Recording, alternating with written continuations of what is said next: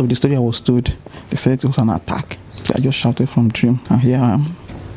They tried, my mom tried, daddy tried, different churches, different these Babalawo people. Yeah, it is. There's a friend of dad that was like, he called my dad and was like, sit down and wait. How many children did you? He said 5.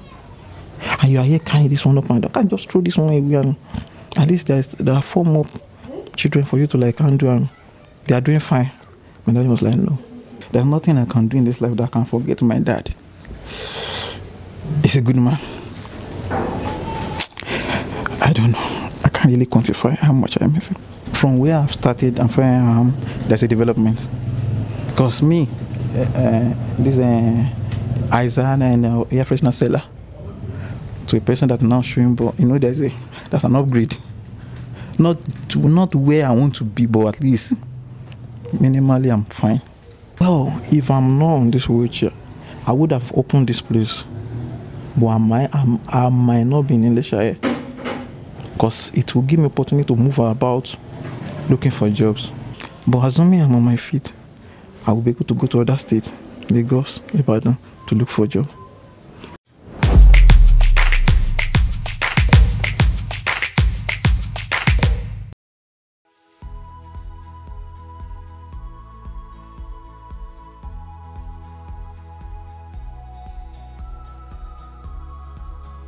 Can you introduce yourself and what you do for a living? Yeah, my name's Adebisi Micheal. I'm from Osun State, precisely in Ilesha. I will say I'm a businessman for now. Yeah. All right, so recently we got to see that your tweet to Davido went viral. How do you feel after that platform gave you recognition? I feel so blessed because I wasn't really expecting it. Like, we just say we should like give it a try and see if it will see some little result. But the kind of turnout was so amazing. So I feel so blessed, happy, and hopeful. Officially right now, the platform has really blessed me with little equipment I've been using here. I got a TV, a decoder, and a PS2 playing station here, and some cash rewards too, which I'm using to renovate here right now. So that's what I meant by blessing. Tweet to Davido, what gave you that motivation to take that bold step? Well, actually, when I read the tweet, it was stated in the tweet that a business owner should apply, and I look at myself, well, no matter how little it is, a business is a business. So I have to like take a bold step and just give it a try. But I've seen that you are on a wheelchair. Of course. What happened? What's the story behind it? Actually, it's a very long story. Because I will not really say, I can't really say how it really happened, because what I'm about to say now happens more than 20 years ago, when I was, I don't know exactly, 6 or 7 years, because I wasn't born this way. I was on my feet. Out of the story I was told, they said it was an attack. So I just shouted from dream, and here I am. They tried, my mom tried, daddy tried, different churches, different these Babalawo people. Yeah, it is. We are still here, and I'm still hopeful that there will be a miracle one day. But growing up and you were told this story, how did you feel? Anytime I think about it, I cried, because I know what these challenges has really hindered me from doing a whole lot. But there's no matter what happened, we should just give thanks to God. When you say it has hindered you from doing a lot of things, can you share with us what are some of those things that it has hindered you from doing, that you know, if I was on my feet, I would have loved to do this? Let me start from my education. By now, maybe I should be married, because due to this condition of everything, I started school very late. very, very late, because I wasn't thinking I would be able to go to school self. My mom was like, Abi, we've tried. What should we do again? Maybe we should go and find a little shop, let him learn all these cobbler things of it. But my dad said no. If it is carrying him on my shoulder every night, every morning and evening, I would do it. He must be educated. So that's why. So assuming I'm on my feet, I would have started school very early. There are some schools that rejected me. I said, how would we have to cope with these people, with this kind of person? No, we don't want. They don't want. Until one school, one private Catholic school, said, then is a foreigner is their principal then. So the lady, the woman just said, physically challenged is no problem. It's mentally okay, no problem. We take him in. That's when I started school, officially. That's when I started school. That was at what age? That's around, let me see, it's not 13 or 14. And what class were you when you started school? What class was that? That's primary one. Primary one. So at that young age, at the age of 13, knowing that you were rejected by different schools, government, private, different secondary schools, what were the things that were going through your mind? Well, as a kid, you don't think much. As at that time, the thinking will be channeled to your parents. They will be the one thinking about, oh God, which kind of problem is this one? But as time is going, as we're going, I was now thinking about God. When you now see somebody that is meant to be your kid and like your younger brother or sister in the same class, talking to you anyhow, that's when you now see, what do you see? What do you do? It's a challenge, you have to carry it. I also got to know that you are a graduate from OAU. Yeah. How was life in OAU being on a wheelchair? Another challenge is on its own. I actually spent 6 years there. Very stressful. Very stressful. But I will not forget the role my father and my mother, though my dad is late now. My father and my mother tried on me during those years. It was massive. And one thing about being a student environment is there's this love.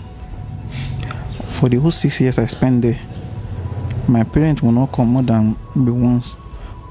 They were planning when I was back going, because there are different people. I was the firstborn.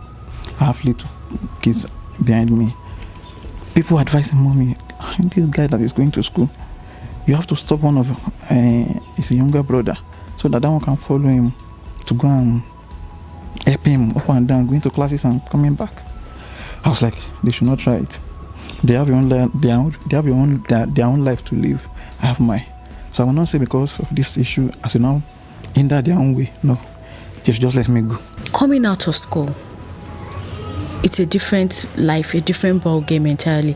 How were you able to adapt? Wow. Immediately I came out. When you're in school, there's a notion there, like, I don't know, maybe it's common to everybody. So far you're in school, you just believe when you finish school, there's a job out there waiting for you.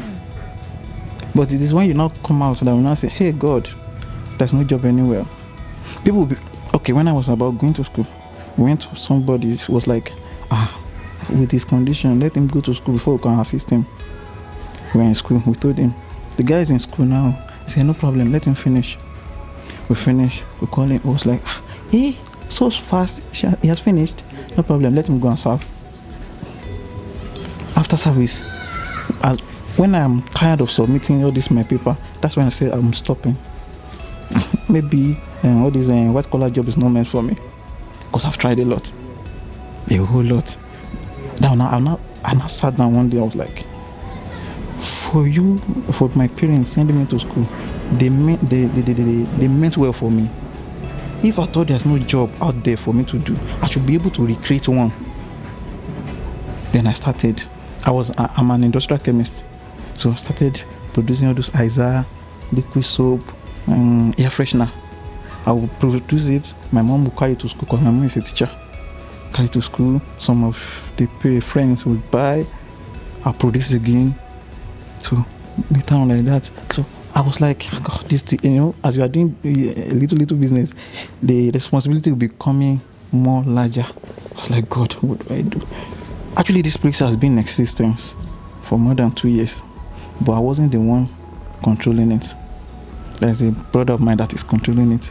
So that brother was like, he wanted to travel. Like, he wanted to even sell this place off. I just, brother, at least you can see, I'm a graduate too, but I don't have work that I'm doing.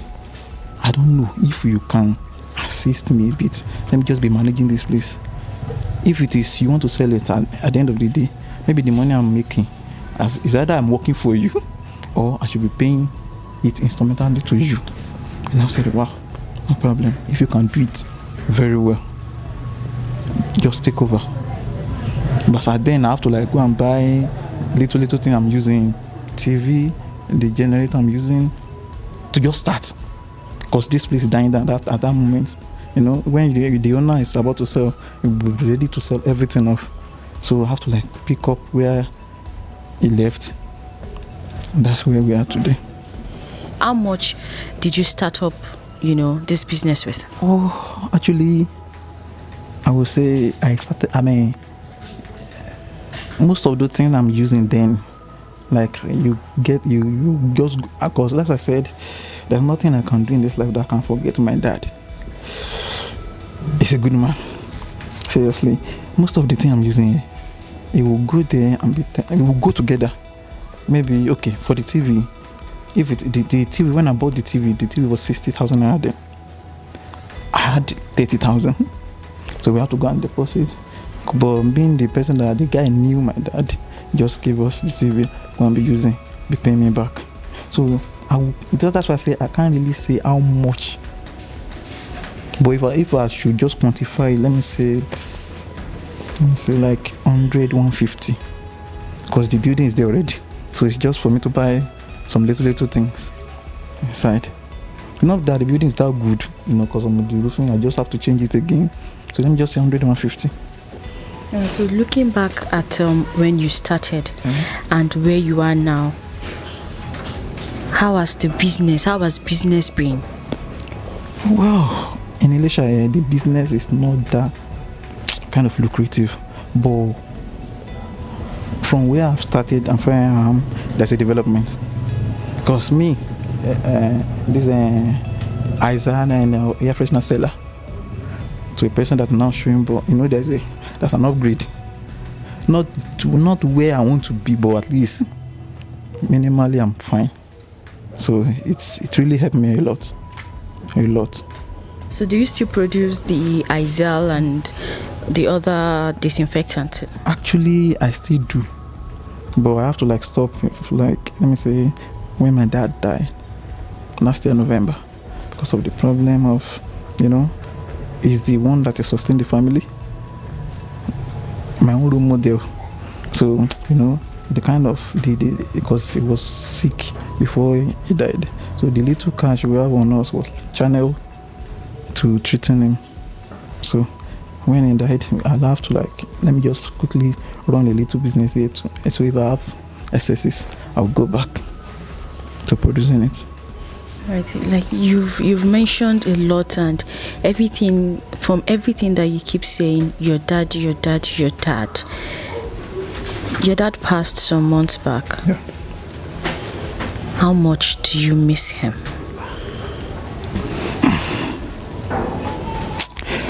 I don't know. I can't really quantify how much I miss him. He will be here. Yes. He will be here sitting down here looking at me doing this thing. I don't know. Word cannot quantify it. He made me who I am today. He made me who I am. Because imagine a 7-year-old son being like this. Have you ever, had a situation whereby your friends or some family members mocked you because of your situation? A whole lot, my sister. A whole lot. I just recently grew grew past it. There's a friend of that was like, he called my dad and was like, sit down and wait. How many children did you? He said 5. And you are here carrying this one up and down. I can't just throw this one away. And at least there are 4 more children for you to like handle, and they are doing fine. My dad was like, no. So if it is going to be like this, and it will be fine in life, let him be like that. But for me to like terminate him or do any other thing, no, I will not do it. He really suffered on me.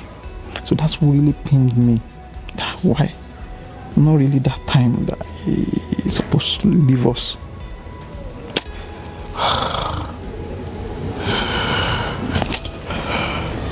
I don't even know. I don't know what to say.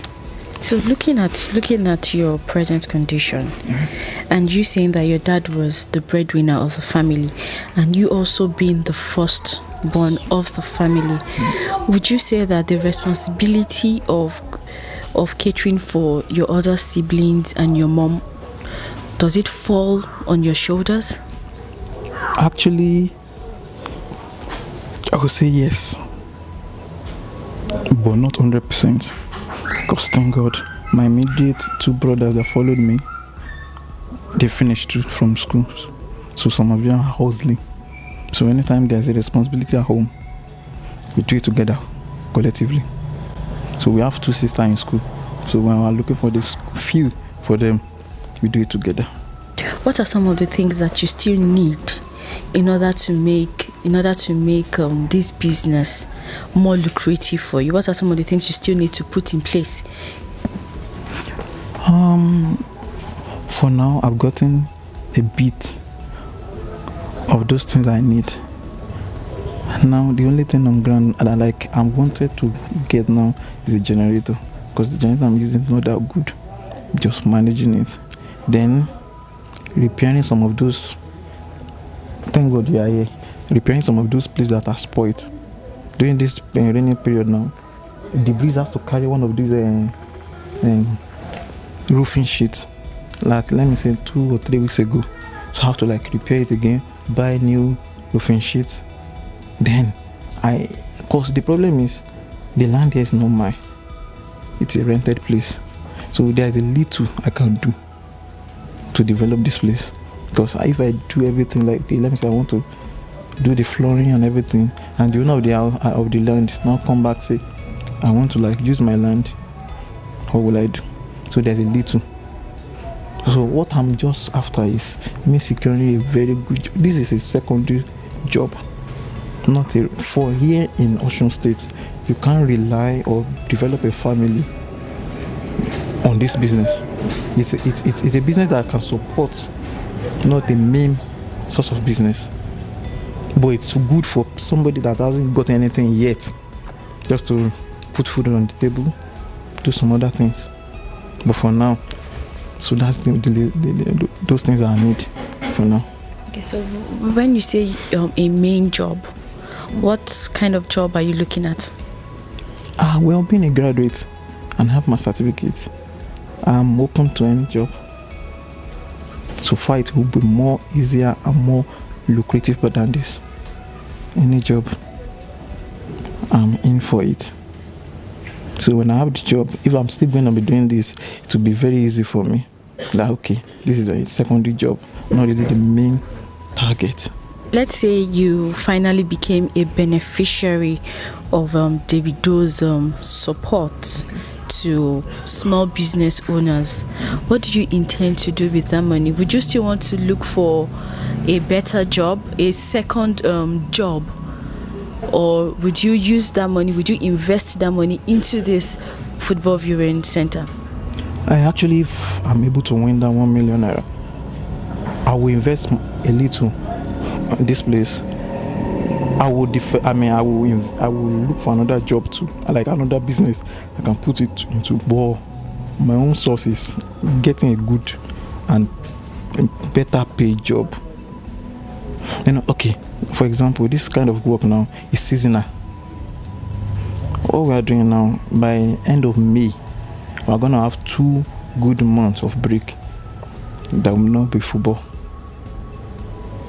So until August or ending of or early September, that's when the season will come back again. But imagine I have a good pay job. So if this one is on break, there will be one that will sustain me. So that's what I mean. So if I have win the 1 million naira, I will invest it very well on here and maybe other business I'm doing. Like the Isaiah, the liquid soap I'm talking about, I will put more and I will be able to do it in large scales for people to like consume too. How much do you charge people who come here to watch the match? Actually, here, before it's 100 naira per head. But because of the increase in fuel and the increase in DSTV subscription that we are using, we just have to like increase to 150 to make it easier for us. Because you're gonna pay. I have a boy working for me here. We have to pay because it's not easy for me to be moving all around. I have to like employ somebody. I pay the person for then DSTV subscription. Letting them know of me eating, taking care of the family too. So that's why we have to increase the price a bit to 150. So roughly, or give us can you share an estimate that you make in a day? Let's say the day whereby you have so many people who came around to watch the match. Like how much do you make in a day? Let me start from here. There are 3 matches they watch here, like in my own area here: Chelsea, Manchester United, and Arsenal. So anytime I'm having Chelsea match, that is when I have a whole lot of people. Let me say 20, 30, at most 40. Manchester United, just a few. Arsenal, you can just see like 3 people on the seat, and I have to hunt the J. What I think is, okay, if I say I will not show ball to 3 people, I say I want to off J, they will be the one talking to you, when you are showing Chelsea match and people are playing, you will not off J, no, just because 3 people are sitting there now, you are not attending, no, I will not customer. So those are the little challenge that we have here. So if anytime Chelsea is playing, is either Chelsea playing Man U, Chelsea playing Arsenal, or Chelsea is in any cup final, that is when I see at least here I will be seeing close to 100 people sitting down. And there are some viewing centers that normal match, there are more than 150 there, but because of the area I fall into, so that's why I said during normal matches for Chelsea, and the highest I see is 20-30. But if there are big matches playing together that require people to come, at least I see more than 100. Yeah. So. Alright. So if you were not on the wheelchair, would you have still opened a football viewing center, or what would you have become? Well, if I'm not on this wheelchair, I would have opened this place. But I might not be in Ilesha here, because it will give me opportunity to move about looking for jobs. Now I'm saying I don't have job. Maybe it is where I went, like where I submitted all my papers to. That is the okay, I would say obviously my paper doesn't go beyond Osun State. But assuming I'm on my feet, I will be able to go to other states, Lagos, Ibadan, to look for a job.